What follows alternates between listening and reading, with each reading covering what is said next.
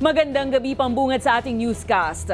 Dumulog na sa Korte Suprema si Vice President Sara Duterte sa kanyang unang legal na hakbang para harangin ang kanyang impeachment trial. Pero para sa kanyang mga kritiko, delaying tactic lang ito.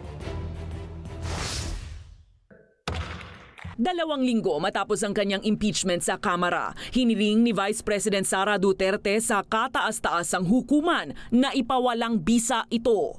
Sa kanyang petisyon, humiling ang bise ng temporary restraining order laban sa kanyang impeachment trial. Sa kanyang argumento, bawal na maglunsad ng mahigit sa isang impeachment proceeding laban sa isang opisyal sa loob ng 1 taon, kaya dapat anyang harangin ng korte ang ika-4 na impeachment complaint laban sa kanya.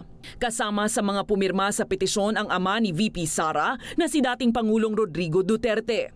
Para sa grupong Bayan Muna, delaying tactics lang ang paghamon ni Duterte sa impeachment proceedings. Yung petisyon na yun sa Korte Suprema is only to delay the entire thing. Parang ayaw ni VP Sara ng transparency and accountability. Giit naman ng isang kongresista na magsisilbing isa sa mga prosecutor laban sa bise.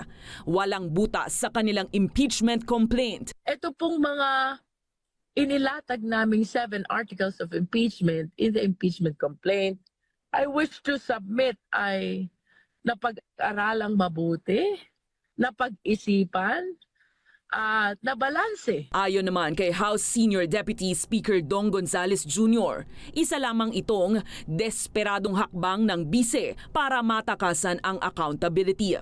Ito na ang ikatlong petisyon na idinulog sa SC patungkol sa impeachment ni VP Sara. Martes, isang grupo ng Mindanao lawyers ang humiling rin na ipatigil ang impeachment trial.